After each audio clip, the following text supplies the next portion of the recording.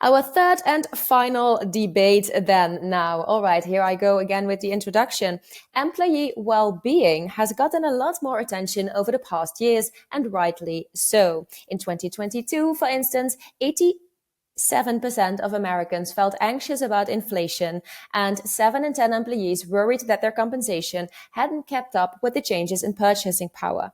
And a staggering 98% of HR practitioners said that they felt on the verge of being burned out. According to an article by the Academy to Innovate HR, companies that don't provide adequate well-being support to their employees, they risk an increase in absenteeism and presenteeism, an increase in workplace accidents and injuries, a drop in engagement and productivity, and a decline in retention and talent attraction. Within this context, it is clear why organizations have started to prioritize total well-being. We now see companies adopting a total well-being approach, one that includes people's physical, mental, social, career, and financial well-being, as well as a focus on building resilience. Prospective employees are also more attracted to organizations that prioritize employee well-being, with 87% stating they consider the health and well-being packages a company offers when choosing an employer.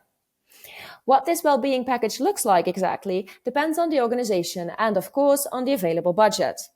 And it's this financial aspect of a company's employee well-being efforts that brings me to our final statement of today. Employee well-being programs are essential components of total rewards. All right. Sarah, let me start with you for this last one. What do you think about this statement? Employee well-being components are a essential part of total rewards.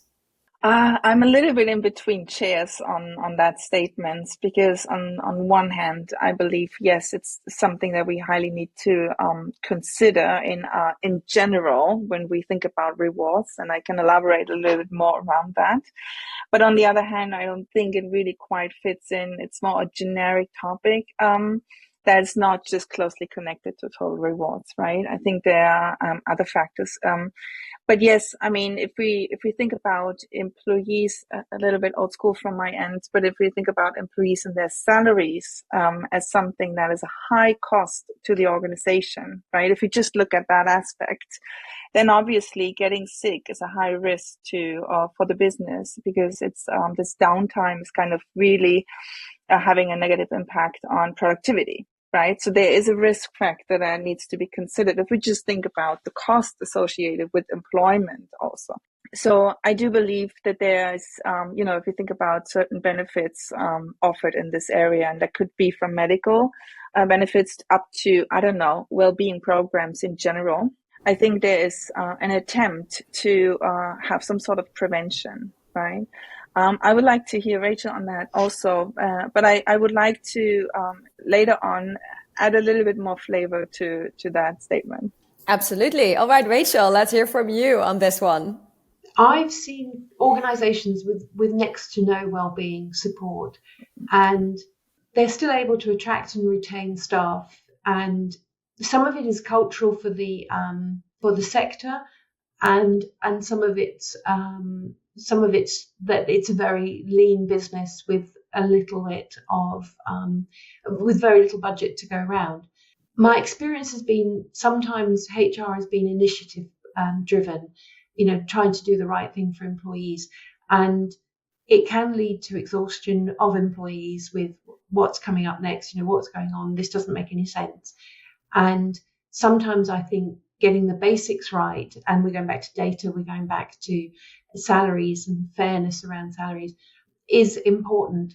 And sometimes I've seen benefits go in on a slightly cynical basis. So medical provision, for instance, private medical cover is provided to get people back to work as soon as possible. It's not really that the employer is interested in the employee's well-being. So I think my experience has been a mixed bag, and I would rather work for an employee with a good well-being program then they're not. But I can see there are some disadvantages to it. So I think that's really my experience. But as I say, the other element to it is there are a lot of providers who are keen to push these products into companies because it's their business. And sometimes, as I say, there can be initiative overload within the organisation, which leads to exhaustion and fatigue around the value of these elements, even though HR works incredibly hard to do the work. 100%. All right, Sarah, you wanted to elaborate a little bit. I also have a thought, but let's go first with you, Sarah. Let me, and I think to that point, HR initiatives are a lot about adding another thing on top of the list and adding and adding and adding instead of really revisiting all the things that we do and see what's the effect of it. But let me give you a short story. I had a client who was very unhappy with the compensation. So it's a company, but then I had a client who also raised, my own salaries, even not up to date. And there's so much work that needs to be done, etc. So what was offered, because they also mentioned stress and high workload in the conversation with their manager, is that we said, okay, we give a little bit more money and then also access or subscription to a meditation app. And she was furious afterwards because as if this would solve anything. And I think from that story on, I think what we need to be aware is that what is it that we are getting out of our work, right? It's if we think about compensation as a holistic approach or total rewards as a holistic approach. Yes. If you think I'm trading my time and my work and my talents, etc., what do I get in return? So I get in return money, or that could be base salary and bonus, etc. And I can maybe get in return some benefits, and I'm meaning benefits, perks, all of that. But there's so much more that I get in return, and that's me developing myself, growing, thriving. So, and there are different factors around it that are so important. So the relationship that we mentioned very early on, I have relationships within the organization that help me thrive and grow, give me feedback, for instance, or I can actually utilize my skills and I can see how I'm, working well and have a great outcome because I'm mastering my skills. Or it could be actually I'm working without interruption. I have great equipment. The processes are actually suitable. I don't need to run a million times to get approvals and approvals and approvals. I'm, self-efficient here. I'm valued, right? So there's a lot of things that we get in return. And if one of these areas is broken, or if we feel like there's issue within one of the, I don't get recognition, I don't never get feedback, the systems that I'm working with, they always crash. It makes me so hard to do my job. So any time I feel stressed and overworked and not seen, not recognized and all of that, we tend to solve this with money instead of solving it with the problem that we actually have. So we sometimes say, money is considered, or salary increases, bonuses, any kind of spot additional pay, right? It's kind of considered the painkiller for the moment. It's like an aspirin, but it doesn't really change the situation. It doesn't help me to not feel stressed a week later about the same issues. So I think when you can look at well-being and total rewards, it's not to say add well-being to the total rewards and then add a subscription to the meditation apps or some other programs, but it's to see how do we not make the mistake of just adding pay when we actually should fix other things that are wrong at the moment. I think to have a clear understanding that it's not solving the problems when we just add pay to the complaints or the stress, etc. I was going to play devil's advocate a little bit here because the same thing goes, I think, for well-being initiatives. Because I think what should, in an ideal world, be the starting point for everybody is that they're doing a job that they most of the time enjoy doing because of all the elements that you just mentioned, Sarah. So they get opportunities to learn, they have good relationships within the organization, and they actually enjoy doing their job. In reality, as we all know, however, a lot of people, they do not enjoy doing their job. So, and I think a lot of the stress and unwell-being that people experience today often comes from the fact that they're in a job or in an organization that they do not want to be in. So if we think about it like that, is any well-being initiative then really going to change something? I think money isn't, as you said, for sure. Money is just being a band-aid that works maybe for a little while, but our well-being initiatives and well-being programs, are they actually really going to the core of the issue and do something? This is an honest question as well. Rachel, let me start with you for this one. I think it depends what the issue is and what you need the wellbeing support for. So let's say you've got mobility issues and you can get a new knee through your private medical, for instance, or you're pregnant and they've got a really enhanced maternity support coverage, then you really appreciate that. The problem is that once you come out of those particular issues, your need for the wellbeing program isn't so acute, and maybe your memory is a bit short as well.